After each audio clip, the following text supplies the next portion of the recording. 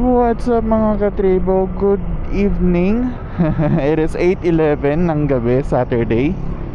And yun, papunta tayo ngayon sa Cafe Escalera. Kasi nasabi ko sa ating nakaraang vlog na pupunta tayo, kung sakali man napupunta tayo ng Rizal, pupuntahan natin yung Escalera Cafe dahil nga maganda yung view niya. Kasi yung dun sa Cafe Infinite or Infinity, hindi ko alam kung paano siya i-pronounce, hindi ganun kakita yung cityscapes. And yun yung gusto natin makita natin yung mga city lights, 'di ba? Kasi mas maganda yun, mas na-appreciate mo. Tapos higop ka lang ng kape, 'di ba? Ang sarap nun. Titig sa motor. Pero parang hindi natin matititigin kasi nakapark. Uy, ang traffic na agad dito sa Great Wall. And yung mga pupunta sa Somo, grabe ang traffic na agad dito. Ang oras natin mga katribo is 8:13. Buti na lang nagdi-drills tayo. Kasi this past few days mga katribo, sabi ko gusto kong ma-improve ang handling ko pagdating sa pagmamotor. Kasi syempre kung paano mo i-handle ang weight ng motor, yung turning radius niya, kung paano ka magta-turn, is napapractice mo kumbaga. Pan-trapiko na naman kasi masyado nadudumihan yung motor kasi tamad ako maglinis. Kamusta kayo mga katribo? Kamusta ang inyong weekday? Ang inyong work week kumbaga? Kasi ako ang dami kong backlogs, pero naubos ko yung backlogs ko. So nag-iisip ako ng mga content ngayon na pwede natin gawin. Nakakarinig ako ng big bike. Ayun. May radar sa big bike So ayun mga katribo, nabalitaan nyo na ba na ang BIMC daw o Boss Ironman Challenge is hindi na daw itutuloy? So yun, sayang hindi tayo makapag Boss Ironman. Pero okay lang tayo. Ayun, siguro Philippine Loop na lang kung sakali mo magkaroon tayo ng chance and kaya natin. Baka isang buwan yung pagod ko nun. Wow. Na lang tayo, Philippine Loop na lang kung kaya. Matibay-tibay na ang ating endurance. Kasi syempre hindi basta-basta yung ginagawa nila yun na lulup sila. Meron akong nakita na affiliated siya sa or connected siya sa villain na bata siya na Philippine looper. Mga nasa 19 years old lang ata siya. Tapos nalibot niya na ang Pilipinas. Tapos ang motor niyang gamit is yung Versys ba yun na Kawasaki? 19 years old ata yun di ako sure. Pero ang sa kanya youngest ata na Philippine looper. Pero yun, basta ako nagmomotor at nakakagala, okay na ako. Pero maganda rin na makapunta tayo ng iba't ibang lugar na hindi lang dito sa atin. Sariling budget ang pag-Philippine Loop. Kailangan medyo malalim-lalim din yung budget mo. Kailangan may sarili kang gas money, may pangkain ka, pang-akom. May Roro din yun. Si Rodi, napakaganda ng content ni Rodi na Philippine Loop siya. And tapos niya na ata, nakapag Luzon, Visayas, Mindanao na ata siya na pagmumotor. Ganda ng content ni Rodi. Tapos yung isa ko nakita na na bagong TRC na shock ni Rodi na galing sa TRC. Sa TRC shock nga Yun, galing TRC, ang ganda. Diretso na natin dito. Kasya naman tayo.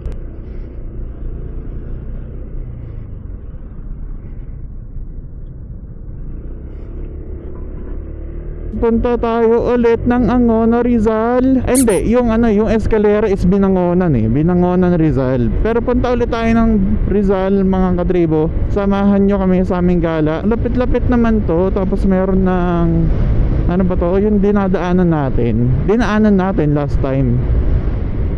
Mag-ilaw tayo at sobrang dilim. Kasi well lit dito sa part na to Kailangan nating sumunod sa paggamit ng MDL. Kasi nakakalungkot kung sakaling hindi na i-allow. Kasi napakalaking tulong nito. Si Colonel Bosita nga na sinasabi niya napakalaking tulong nito sa mga rider natin at bakit ninyo ipapaalis at sisitahin. Nakakatuwa lang na gano'n ang advokasya ni Colonel Bosita. We don't talk about politics that much, pero nakakatuwa lang yung kanyang kawang gawa na yun. Kasi alam ko congressman ata siya or something, or basta may position siya pero hindi siya directly na sangay ng LTO or something. Sadyang nasa katungkulan siya, gusto niyang gamitin yung position niya, not to his own gains but for the motorcycle community. Sabi niya nga doon bakit yung mga checkpoint ninyo puro sa motor lang, hindi kayo pareho na nagche-checkpoint din kayo sa mga sasakyan. And yun, nakakatuwa lang na may compassion siya. Bali binaboses niya ang motorcycle communities. Di kasi ako mapolitika guys pero yun, nakakatuwa lang na may taong ganun. Pero yun, anyway, let's go back to our vlog. Ayoko kasi ng mga politics talk. Ang sarap mag-ride. Hindi pala tayo na bakante ng ngayon, ng ride this week. Nakapag-ride tayo kasi yung mga nakaraan kong vlog, every fortnight kumbaga every 2 weeks ang ride natin. Ngayon, nakapag-ride tayo. Last time nag-ride tayo Friday ata nun. Then Saturday, ngayong week. Masaya ako kasi hindi ganoon hindi ako lalagnatin Pag hindi kasi ako nag-ride para may something na mali, alam mo yung para kang may kate. Yun, alam ko naiintindihan niyo yung sinasabi ko mga kadribo kasi napakasarap kasi mag-ride, di ba? Therapy natin na naaaliw ang ating isip, ang ating senses, nakakagala-gala tayo, nakaka-stroll, di ba? Ayun, ang ganda din dito, Alabang West na ata ang tabag dito, mga katribo.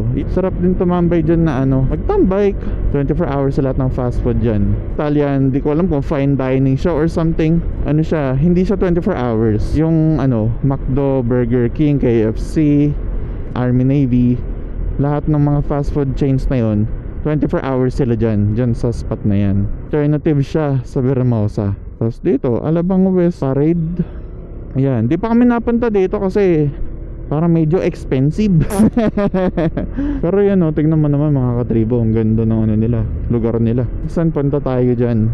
Tinginan tayo. Tapos yan, Landers na. Sarap dyan, mamili sa Landers. Tapos ang dami pang free taste nagbe-free taste lang ako dun sa Landers. Saka libre haircut dun. Ganda talaga dumaan dito ng mga gantong oras. Maluwag ang kalsada dito. Meron pa tayong 1 hour 7 minutes na biyahe. Time check, it is 8:31. Umalis ata tayo dun ng 8:11 kung hindi ako nagkakamali. Sobrang enjoy, sobrang happy na nakapag-motor ulit tayo this week. Bukod sa paggagawa ng drills nagdi-drills kasi ako every morning. Pagkagising, after magkape, nagaano na ako, nagdi-drills na ako. Na-practice ko ang ating low speed riding. Tsaka mga katribo, di ba, bukod sa pagdi-drills natin na tayo lang, minsan maganda rin na nagdi-drills tayo kasama ang ating OBR kung mayroon man. Mas napapractice natin yung bigat. Kasi syempre hindi lang ikaw yung nakasakay Ang pinaka nag-inspire sa akin gumawa ng slow speed drills, yung exam sa angkas. Nakita ko kasi siya sa Facebook or sa TikTok ata na yung examination nila. Nakita ko, sabi ko parang ang gandang gawin nun kahit sa bahay lang na ma-practice mo. Kasi crucial yung mga ganong skill pagdating sa kalsada na Kaya mapapansin mo, 'di ba, ang gagaling ng mga angkas, mga Move It, Joyride, and other MC ba yun na app? Ang galing, ride hailing app ba yun? Motorcycle apps na for transportation. Ang galing nila mag-ride, 'di ba mga katribo? Kung mapapansin mo, kahit masikip, nakakaya nilang ilusot-lusot nang hindi nakatapak hindi nakaabang yung paan nila. Kaya ayun, na-inspire ako doon. Sabi ko, gawin ko nga to sa bahay. Dito mga katribo, alam niyo yun, pangarap ko rin makapasok ng expressway na naka big bike. Kahit anong motor. Kasi sanay ako sa sasakyan. Pero pagdating sana, iba ang feeling pag naka big bike ka, pag naka motor ka sa expressway. Kasi syempre ang perception of speed mo iba rin. Kasi sasakyan, tumakbo ka ng 120, halos hindi mo pa ramdam Like hindi ganun ka yung speed para sa'yo. Mga mararamdaman mo siguro ang tulin ng sakyan mga pag nasa 140 to 150 mula dun. Pero pagdating sa motor, tumakbo ka lang ng ng 120, feeling mo napakatulin na lalo na kung naka naked bike ka, katulin nun. Pero syempre, etong sinasabi ko to, galing to sa perspective ng hindi pa nakakapag big bike. Nakapag test ride tayo ng mga big bike, pero yung hindi pa natin nalalabas yung pinaka capability ng motor. Kasi nakapag try tayo ng MT-09, napakasarap yung maneho ng MT-09 guys. Pero dun lang, ikot-ikot lang. Pero yun, like napakasarap na makapasok siguro dyan sa expressway. Ayun nga pala guys, 'di ba, may kaka-release lang ng mga units ni Honda from dun sa sa Makina Moto Show, which is dun nila Vale. Pero this week ata nagpa-test ride si Honda dito sa may Honda HSDC ata ang tawag. Nilabas nila ang mga nirelease nila nun dun sa Makina Moto Show at pinatest ride nila dun sa mismong premise ng Honda. Dun nila pinatest ride ang CBR 650R, CB650R na may e-clutch na rin, and pati ata NX 500 which is yung dating CB 500. And meron pa bang ibang parang yun lang ata ang mga nakita ko na pinatest ride nila. And napakagaling ng system nun ng Honda, na I think kaya nila nilabas yun para sa mga masyado na i-intimidate pagdating sa paggamit ng clutch at merong mga pambili ng big bike na mga individuals na gusto nilang subukan ang hobby ng pagmamotor, pero medyo na-intimidate sila pagdating sa paggamit ng clutch. Kaya nila nirelease yung e-clutch na hindi mo na kailangan mag-clutch kahit galing kang from standstill. Dito na naman tayo nadaan sa long stretch of road, mga katribo. At ang gamit pala ulit natin is Google Maps.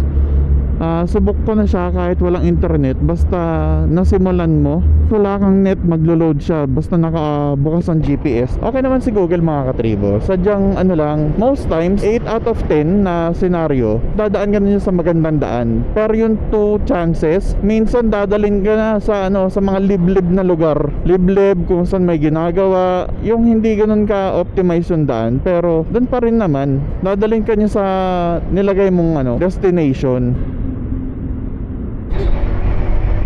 SM Bikutan na pala to, mga katribo. Shoutout sa inyo, mga katribo natin dito ng tiga Bikutan. Thank you. Ang traffic dito, mga katribo. Meron pa tayong 42 minutes na travel.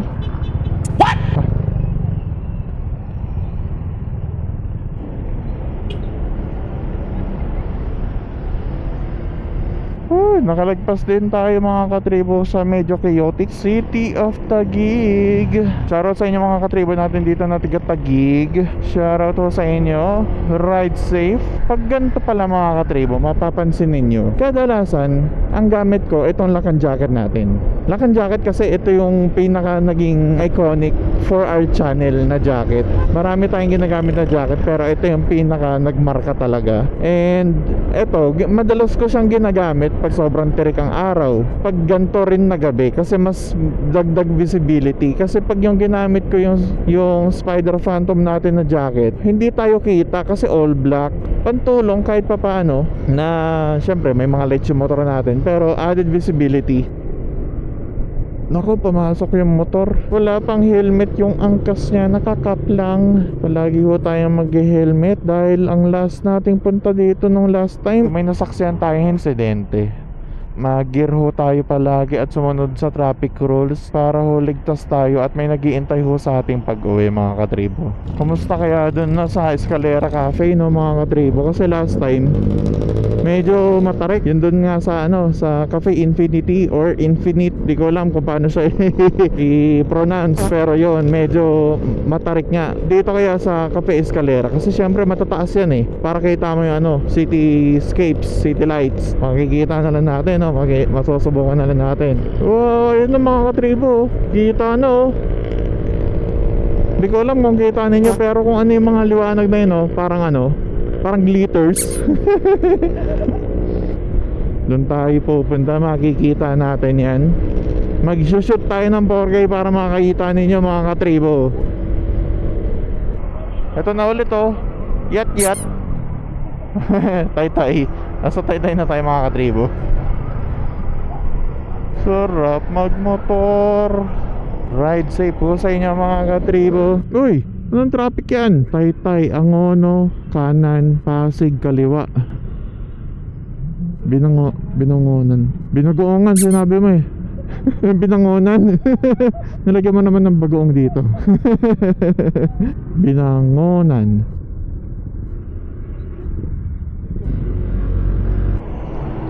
Yan walang helmet. Oo nga may helmet pala siya dun sa may gulay board niya. Binangonan, Rizal. Shoutout ho sa inyo, mga katribo natin dito na tiga Binangonan, Rizal. Shoutout ho sa inyo. Yan ang mga katribo, welcome to Binangonan. Shoutout ho sa inyo mga katribo natin dito na tiga Binangonan. First time natin dito. Yun dun sa ano, sa Cafe Infinity or Infinite. Angono yun, Angono Rizal. Ito naman Binangonan siya. So para siyang boundary siguro. Meron pa tayo 9 minutes na biyahe papuntang Escalera Cafe. Mukhang matarik-tarik to mga katribo. Itong ano natin, papunta natin. Let's see. Papanik to. Dami nakamotor oh. Siguro mag-ano yan, magka-cafe yan. Gyros right God. Anong panik yan? Tignan nyo mga katribo. Ang tarik niyan.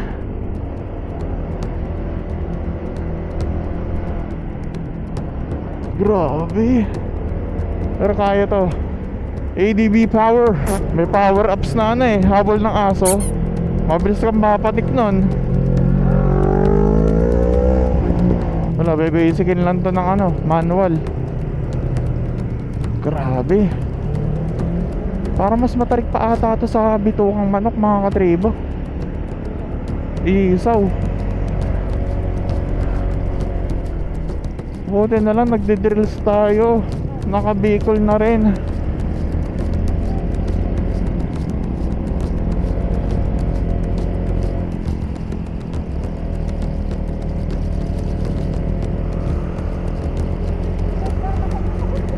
Nakaiga na kami mga katribo. Grabe yung tarik dito men.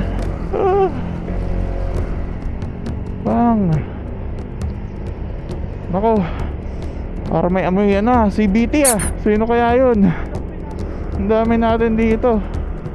Mamaya tignan natin yung ano natin, CBT natin.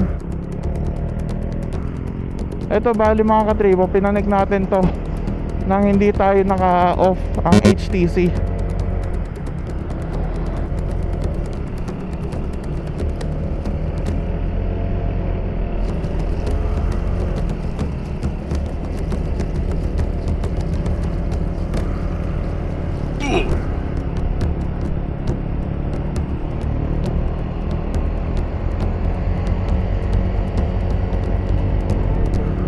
Grabe, worth it mga katribo. Ang ano, ang panik.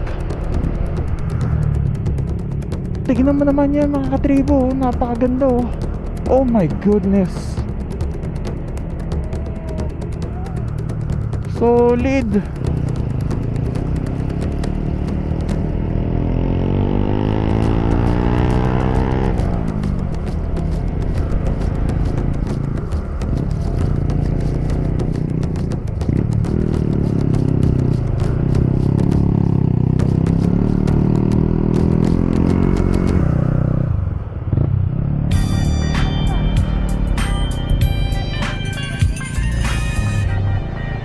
Dami dito katribo.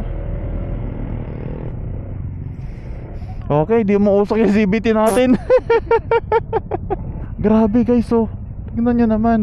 Sobrang worth it. Mamaya makikita pa natin to ng buo. Nakatingala na yung motor kanina guys. Kayo lang? Kami lang. Thank you.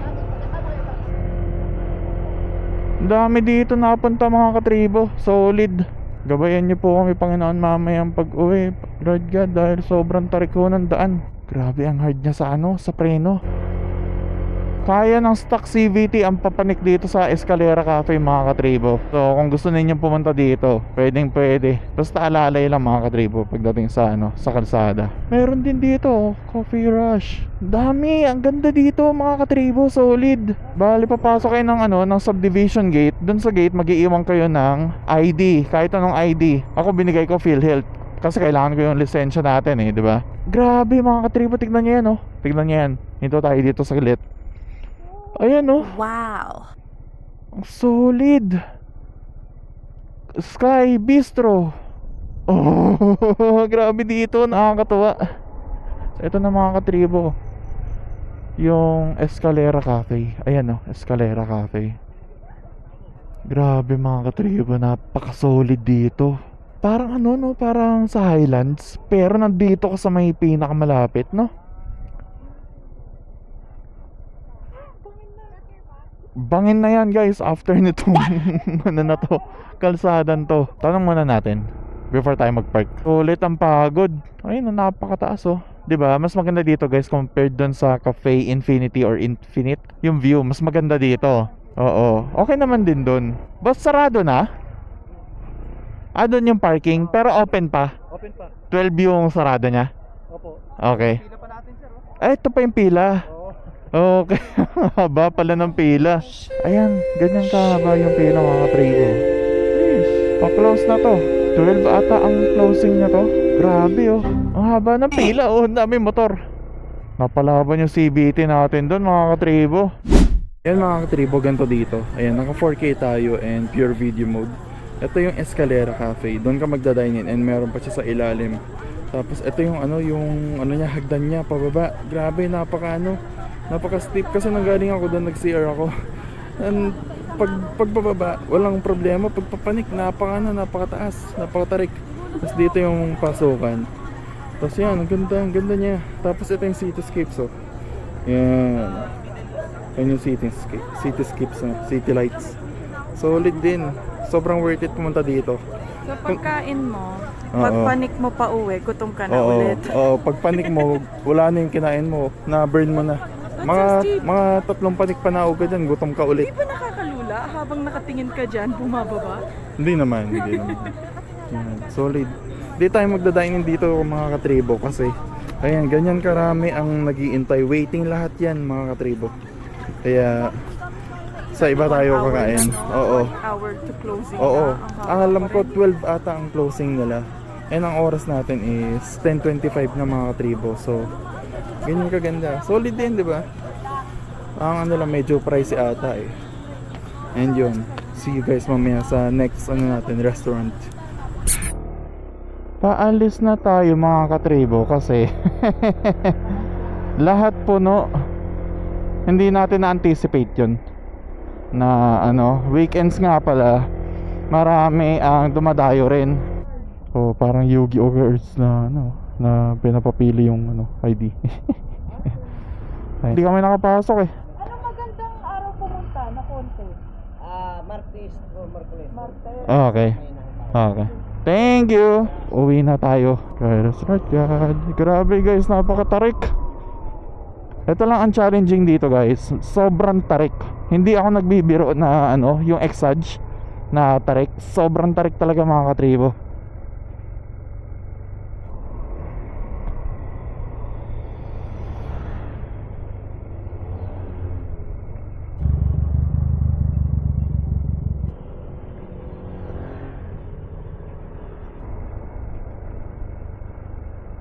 Whew.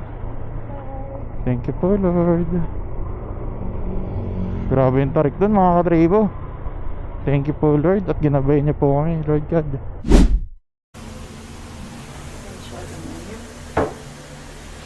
Katribo, pauwi na kami. Solid dito, Super Daddy. Sarap tapos mura pa. For 29 and 39 ata. May drinks ka na. Solid. And yun, pauwi na kami mga katribo. Maraming salamat sa pagsama sa amin ngayon mga katribo.